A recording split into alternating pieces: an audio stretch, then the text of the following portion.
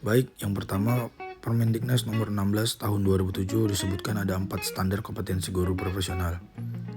A. Kompetensi pedagogik adalah kemampuan untuk keterampilan guru yang bisa mengelola suatu proses pembelajaran atau interaksi belajar mengajar peserta didik. B. Kompetensi kepribadian. Berkaitan dengan karakter personal, ada indikator yang mencerminkan kepribadian positif seorang guru yaitu supel, sabar, disiplin, jujur, rendah hati, berwibawa, santun, empati, ikhlas, berakhlak mulia, bertindak sesuai norma sosial dan hukum. C. Kompetensi profesional adalah kemampuan atau keterampilan yang wajib dimiliki supaya tugas-tugas keguruan bisa dilaksanakan dengan baik. Keterampilannya berkaitan dengan hal-hal yang cukup teknis dan akan berkaitan langsung dengan kinerja guru.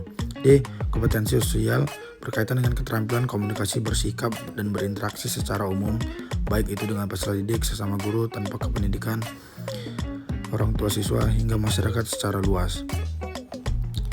Yang kedua, jelaskan pengertian dan tujuan A. Pendekatan belajar. B. Model pembelajaran. C. Metode mengajar. A. Diartikan sebagai titik tolak atau sudut pandang kita terhadap proses pembelajaran yang merujuk pada pandangan tentang terjadinya suatu proses yang sifatnya masih sangat umum. Di dalamnya mewadahi, menginspirasi, menguatkan, dan melatari metode pembelajaran dengan cakupan teoritis tertentu. B. Model pembelajaran adalah kerangka kerja yang memberikan gambaran sistematis untuk melaksanakan pembelajaran agar membantu belajar siswa dalam tujuan tertentu yang ingin dicapai. Artinya, model pembelajaran merupakan gambaran umum namun tetap mengerucut pada tujuan khusus. C. Metode mengajar adalah cara-cara pengajian bahan pelajaran kepada siswa untuk tercapainya tujuan yang telah ditetapkan.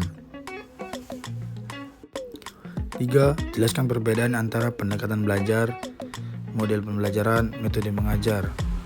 Pendekatan pembelajaran merupakan suatu sudut pandang terhadap suatu proses pembelajaran, sedangkan model pembelajaran merupakan suatu kerangka atau sistem dalam suatu proses pembelajaran, dan sedangkan metode mengajar merupakan suatu cara seorang guru dalam menjadikan bahan pembelajaran dalam suatu proses pembelajaran. 4. Jelaskan apa gunanya guru menguasai berbagai jenis pendekatan model metode bila dihubungkan dengan proses pembelajaran PJOK. Gunanya yang paling utama ialah agar proses pembelajaran berjalan sesuai dengan ketentuan yang ditetapkan dan menjadi dasar utama seorang guru dalam melakukan kegiatan pembelajaran terhadap siswa-siswinya yang membuat proses pembelajaran berjalan dengan baik dan para siswa bisa menerima dengan baik pengajaran yang disampaikan. 5. Guru PJOK dalam menjalankan tugasnya harus memiliki 8 minimal kompetensi dasar mengajar. 1. Keterampilan bertanya. Pada hakikatnya melalui bertanya, kita akan mengetahui dan mendapatkan informasi tentang apa saja yang ingin diketahui. 2. Keterampilan memberikan penguatan adalah respon terhadap suatu perilaku yang dapat meningkatkan kemungkinan berulangnya kembali perilaku itu. 3. Keterampilan mengadakan variasi. Dalam kegiatan pembelajaran, pengertian variasi merujuk pada tindakan dan perbuatan guru yang disengaja ataupun secara spontan yang dimaksud untuk memacu dan mengikat perhatian siswa selama pelajaran berlangsung. Tujuan utama guru mengadakan variasi dalam kegiatan pembelajaran untuk mengurangi kebosanan siswa sehingga perhatian mereka terpusat pada pelajaran. 4. Keterampilan menjelaskan. Dimaksud dengan keterampilan menjelaskan adalah penyajian informasi secara lisan yang diorganisasikan secara sistematik untuk menunjukkan adanya hubungan yang satu dengan yang lainnya. 5. Keterampilan membuka dan menutup pembelajaran. Kalimat awal yang diucapkan guru merupakan penentu keberhasilan jalannya seluruh pelajaran. 6. Keterampilan membimbing diskusi kelompok kecil adalah suatu proses yang teratur yang melibatkan sekelompok orang dalam interaksi tatap muka yang informal dengan berbagai pengalaman atau informasi, pengembalian kesimpulan atau pemecahan masalah. 7. Keterampilan mengelola kelas adalah keterampilan guru untuk menciptakan dan memelihara kondisi belajar yang optimal dan efektif bila terjadi permasalahan. 8. Keterampilan mengajar kelompok kecil dan perseorangan.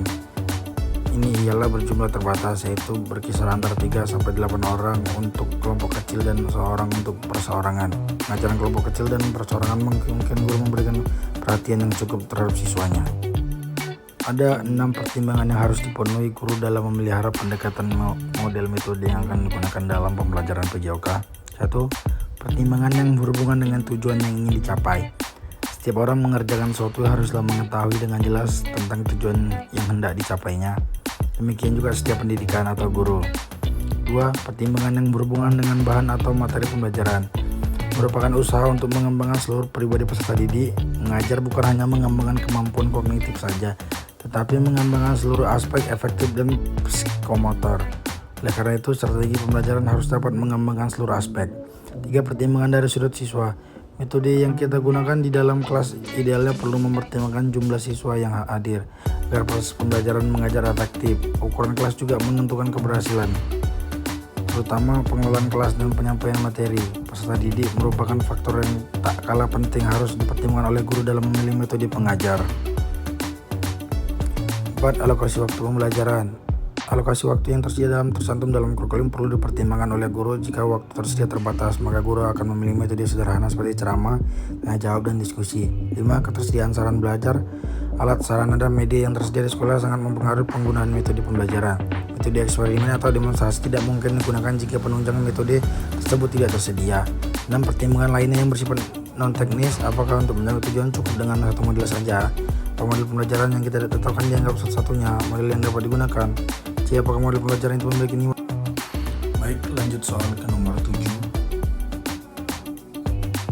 Jawabannya A. Style comment. Pengertian pendekatan mengajar yang paling bergantung pada guru. Tujuannya adalah penampilan yang cermat. Langkah-langkah penerapannya ingin diajarkan keterampilan khusus, menangani kelas yang dia kendalikan, ingin mencapai kemajuan yang lebih cepat, sekelompok anak yang memerlukan bantuan khusus. Itu jawaban dari untuk A. Untuk yang B, style practice, pengertian mengembangkan praktik mandiri dan privat dari tugas memori, menerima umpan balik pribadi dari guru. Tujuannya untuk berlatih sendiri, melakukan operasi kognitif memori untuk menyadari bahwa kinerja mahir terkait dengan pengetahuan. Baik, langkah-langkah penerapannya. Ya, lanjut untuk yang kecil, style reciprocal, pengertiannya mengembangkan interaksi sosial timbal balik yang memperkuat pemberian dan penerimaan umpan balik. Tujuannya untuk menginternalisasi materi pokok secara spesifik dan dengan memiliki kesempatan berulang untuk berlatih. Dan langkah-langkah penerapannya sebagai berikut, tercantum di PPT. Ya, untuk yang dia adalah style self check, mengembangkan praktik mandiri dari tugas memori. Tujuannya untuk mengembangkan kesadaran kinestetik dan kinerja fisik dengan melatih dan menilai kinerja secara individu. Untuk memperoleh kesendirian dan melakukan tugas, memperaktifkan menurut interaksi dan langkah-langkah penerapannya sebagai berikut di PPT tercantum. Baik, untuk yang terakhir adalah yang E, style inclusion. Peserta didik mensurvei pilihan memiliki tingkat kesulitan awal, berlatih menyesuaikan pilihan tingkat. Tujuannya untuk merancang berbagai opsi yang menyediakan titik masuk konten yang bervariasi untuk semua. Ya, langkah-langkah penerapannya, siswa dapat terlayani dengan perbedaan individu dan dengan yang lebih baik siswa membandingkan konsep mereka sendiri.